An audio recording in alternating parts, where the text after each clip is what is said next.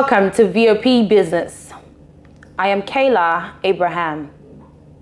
On the show today, we'll be looking at key issues coming out of the economy. Let's take off with the federal government's inauguration of the Advertising Offences Tribunal to deal with violations of the provisions of the Advertising Regulatory Council of Nigeria, Act No. 23 of 2022.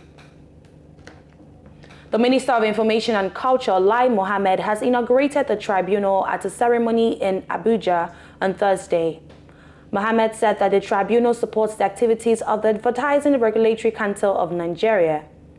The newly inaugurated tribunal is chaired by Justice Cecilia Olatoregun. The other members of the tribunal include Mr. Charles Odenigbo, Mr. Muruf Ailero, Mrs. Julia Okojak, Alhaji Bello Kankarofi, and Mr. Idoreye Enang. Mohammed added that the federal government will continue to support the advancement of the advertising industry in Nigeria and will ensure that, being a nation with remarkable characteristics as well as diverse ethnic, cultural, and religious background, advertisement, and marketing communications will be carried out with a level of decency as well as respect for cultural values and constitutional tenets. The combined bank lending to oil firms operating in the downstream and upstream subsectors of the Nigerian oil and gas industry was 6.62 trillion naira as of December 2022. While operators in the downstream natural gas and crude oil refining subsector owed banks 4.71 trillion naira, operators in the upstream and services subsectors were indebted to banks to the tune of 1.91 trillion naira. Also, it was observed that the total debt rose by 110.83% from 3.14 trillion naira in 2016 to 6.62 trillion naira in 2022. While the debt has increased significantly over the years, it was observed that the oil and gas sector is struggling to service its debt and defaulting on loans. This has raised banks' exposure to non-performing loans in 2022, according to an analysis of the financial statements of Guarantee Trust Bank, United Bank for Africa, Zenith Bank, EcoBank Nigeria, Fidelity, and Wema Bank. An NPL occurs when the borrower fails to make scheduled payments for a specific period. The rising debt and loan default occurred as the sector faced a number of challenges. The Center for the Promotion of Private Enterprise recently said that the incessant scarcity of premium motor spirits, popularly called petrol, vandalism of pipelines, oil thefts, and several other menaces in the oil and gas sector were due to the gross mismanagement of the industry by the federal government and politicians. CPPE described the management of the oil sector by politicians as a disaster, stressing that the government should reduce its hold on the industry and privatize some facilities in it, such as the 4 refineries being run by the Nigerian National Petroleum Company Limited.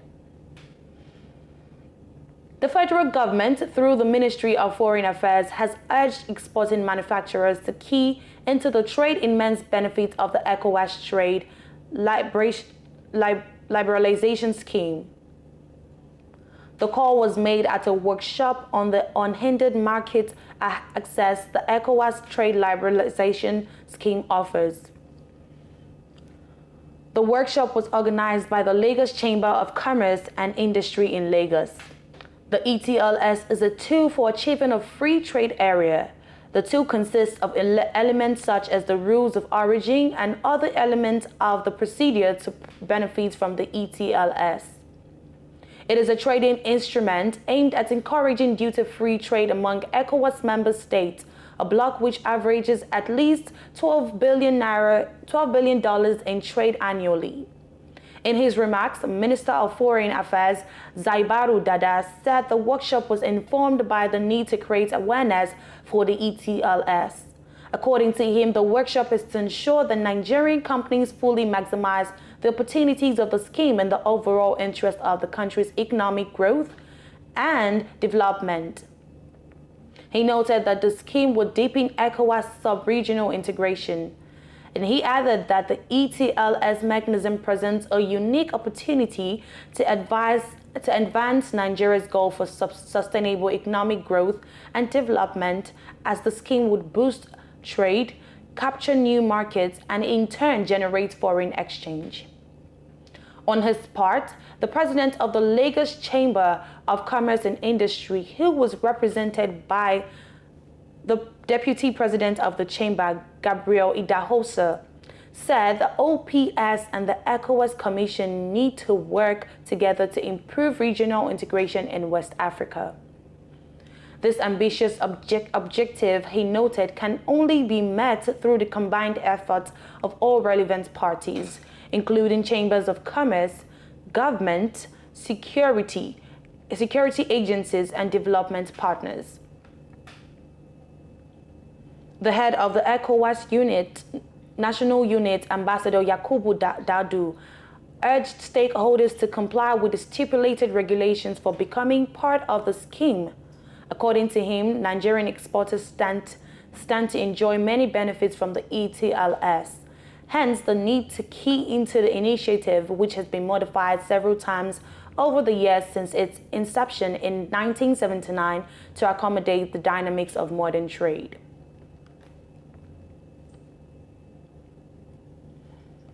The efforts by the federal government and the United Nations Population Fund to get funding for the 2023 population and housing census are yet to yield any result. Earlier in March this year, the Minister of State for Budget and National Planning, Clem Agba, disclosed that the federal government was planning to establish a basket fund to collect donations for the census. He made this disclosure at a high-level partner engagement to seek support for the 2023 census. Mr. Agba noted that a total of 869 billion naira was needed for the census, adding that the government committed 291.5 billion naira with a need for an additional 327.2 billion naira. The minister has urged the members of the private sector to either donate cash or offer to buy some of the materials needed for the census. However, during a breakfast meeting with the media executives in Abuja on Thursday, the chairman of the National Population Commission, Nasir Isakwara, has disclosed that no donation has been made despite 2 donor meetings. He added that out of about 800 billion naira budget for the census, the federal government has provided about 224 billion naira, which is 28% of the required fund.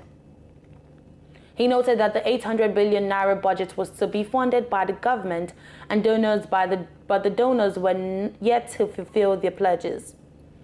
At the breakfast meeting on Thursday, the NPC chairman, however, noted that UNFPA has supported the commission with funding for training, development of computation strategy, ICT equipment, and technical guidance. He added that the UNFPA is collaborating with foreign donor agencies that have committed to supporting Nigeria. The NPC chairman admitted that the commission was faced with financial constraint, especially since the donors were yet to fulfill their pledges. He further said if the donors fail to fulfill their pledges, the government might decide to sell its geospatial data to raise funds. WAP Rice Limited, a member of the Tropical General Investments Group, has said its expansion project began in 2021 and was 95% complete. It said full milling operations would begin in August 2023, which would boost Nigeria's food security and Kebbi State's economy.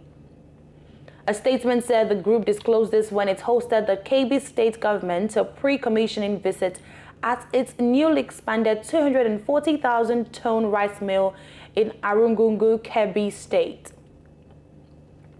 The governor said WAP Rice is more than money and has contributed to self-confidence and economy of the state.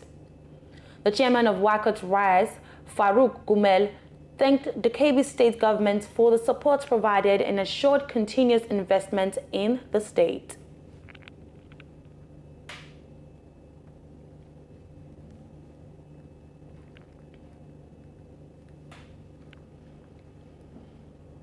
The Niger Delta Development Commission (NDDC) has expressed its readiness to collaborate with development partners to advance its public-private partnership initiative in order to boost the development of the Niger Delta region. During a visit by a delegation from the Nigeria Egypt Oil Company to the NDDC headquarters in Port Harcourt, the managing director of the commission, Dr. Samuel Obuku, highlighted the significance of sustainable partnerships in enhancing development initiatives. He also highlighted the Commission's positive relationship with international oil companies. Mr. Obuku revealed that the NDDC had successfully established a mutually beneficial relationship with the oil producers. Trade section of the Lagos Chamber of Commerce and Industries during a recent meeting in Lagos. Mr. Obuku assured that the NDDC will prioritize infrastructural development, particularly in areas where the IOCs operate. He emphasized the importance of regional projects that would benefit Egypt and contribute to the overall development of the Niger Delta region. One of such projects was the East-West Road Junctions, Sampal, Odoni, Osekwenike, Elemebiri Road in Sagbana local government area of Bayelsa State, which would connect Bayelsa to Rivers and Delta states. In addition to infrastructure developments, the NDDC said it had plans to establish a Niger Delta Chamber of Commerce that would focus on empowering the region's youth through entrepreneurship. During the visit, the General Manager District of Nigeria Egypt Oil Company, Mr. Guadino Crema, praised the NDDC for its role in the development of Niger Delta region.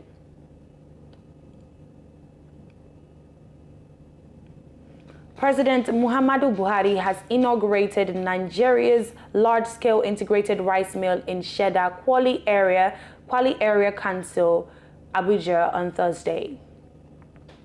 He said the mill was one of the 10 mills embarked upon by his regime for the purpose of expanding domestic rice production and achieving self-sufficiency across the country.